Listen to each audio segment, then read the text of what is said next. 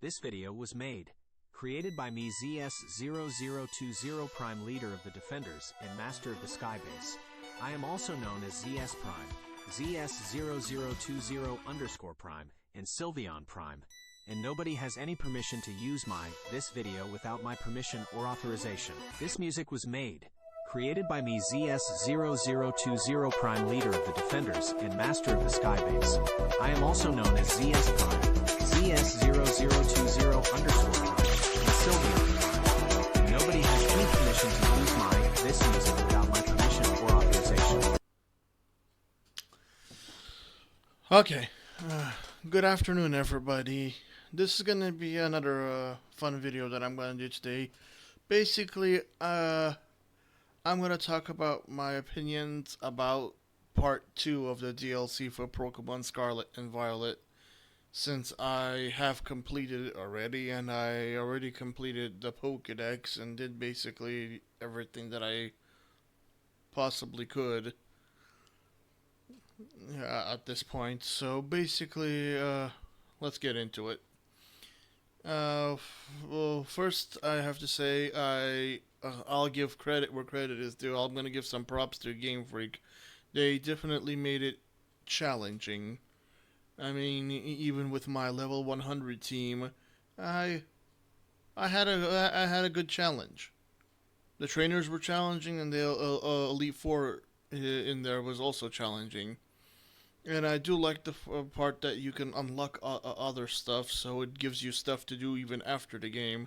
The story was actually pretty good. It was pretty cool. And we did get 19th Terra type, so yeah, we got the Stellar type revealed. So that was pretty interesting. The story was interesting too. It was nice to find out more. I had a feeling when I first saw Area Zero in the main game that there had to be more to it. Glad to find out that my intuition was more or less correct. Now, I do have to address, of course, the elephant in the room. There are bugs here and there, and, you know, glitchiness, and I did have the game crash. I mean, fortunately, it already saved, but, yeah.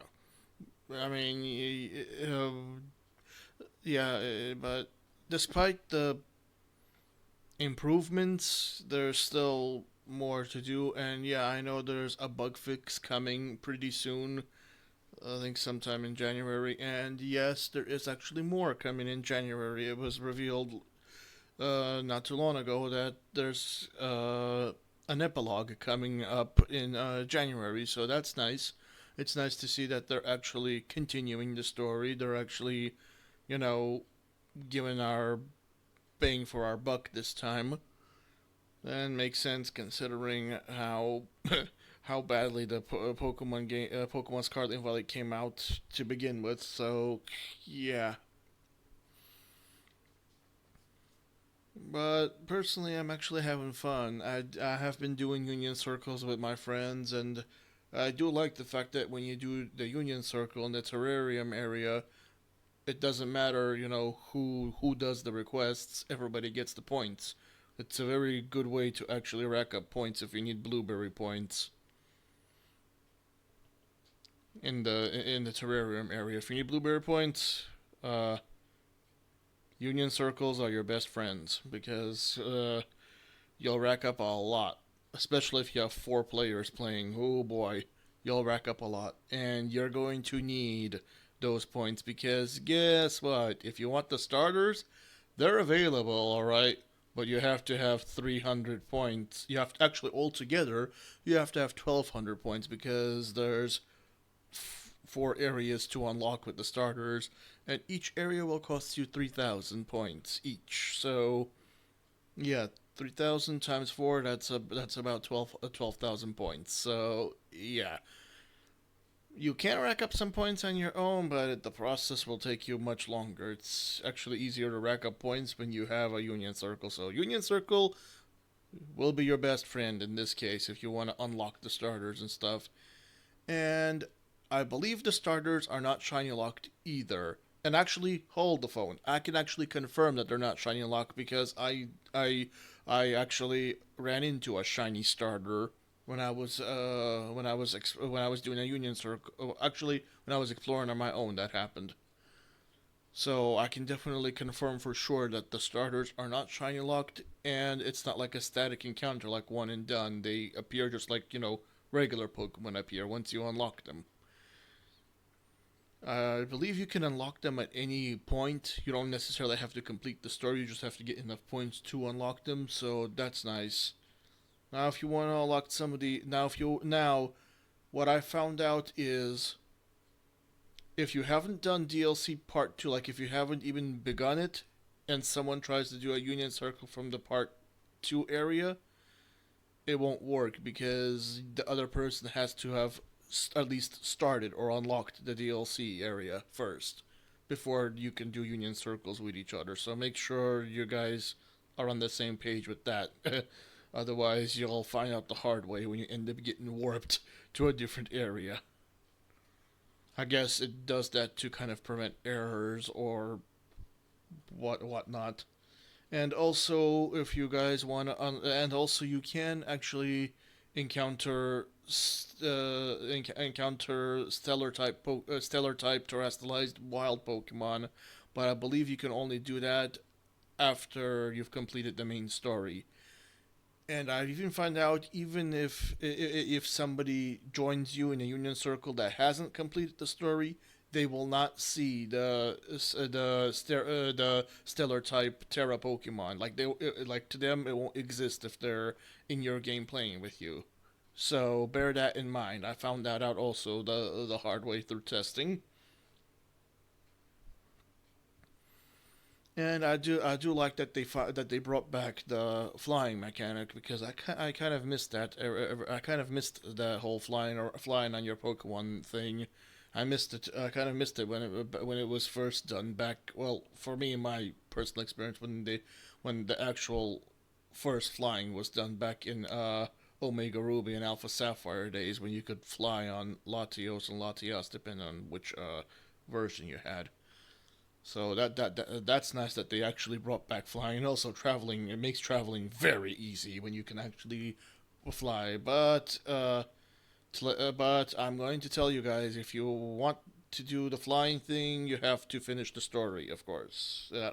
Permanent fly unlocks when you complete the story. Now, I do have to say that I did encounter several bugs. Like with one trial in particular, it's the flying trial where you have to fly through those circles. I basically had to repeat that the second time because the first time all the circles wouldn't properly load, so I had to freaking restart that. But I've heard others have had more serious issues where they had to literally uninstall and reinstall the update, which is ridiculous. But I will say that there's supposed to be bug fixes coming out very soon since the Pokemon Company is aware of issues. And they are also aware of a particular issue where you can't make a certain TM because the materials to make that TM is only available in one version of the game. So there's supposed to be a fix for that as well, and I think they also gave everybody like yeah, you can get it like just via mystery gift. You just online via mystery gift you can get that TM that people weren't able to get as a I guess as a like an apology for the screw up.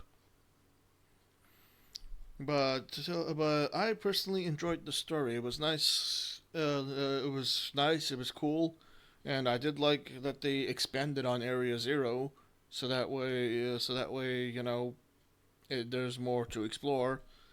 And the stellar type, the stellar Terra type, actually is very interesting. And when I look at it closely, it actually gives me kind of Arceus vibes because when you see those like things that are orbiting in a circle around the Pokemon's head when they're a stellar type, those kind of remind me of Arceus's plates. So it's interesting. And yes, I actually have a shiny RCS that I transferred into my game.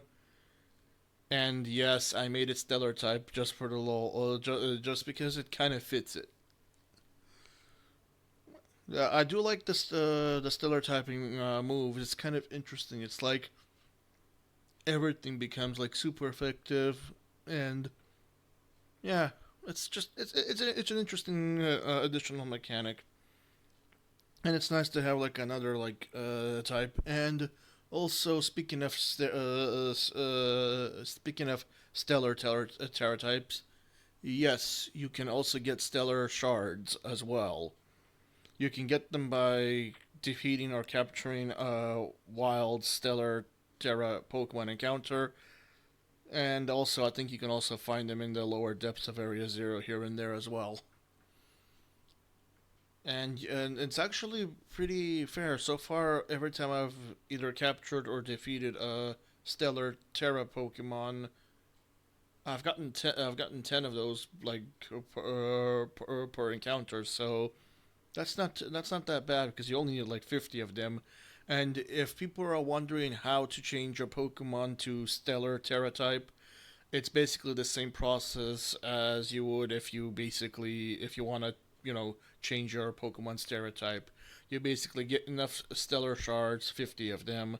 You go to the restaurant place. I forgot what the heck that city name was, but you go to that restaurant where you change your Terra type and you just basically select stellar type, and bing bam boom, your Pokemon will now have the stellar Terra type, which is interesting. But yeah, so I actually was pretty satisfied and happy, and I'm looking forward to the epilogue that's supposed to be coming out sometime in January. So very interesting. So, anywho, ladies and gentlemen, I'm going to I'm going to conclude my video for now. I'll see you all in my next video, whenever it is and whatever it is. If you liked the video, feel free to like, comment, and subscribe. And I'll see everybody next time. Have a good day and or night, everybody. Bye.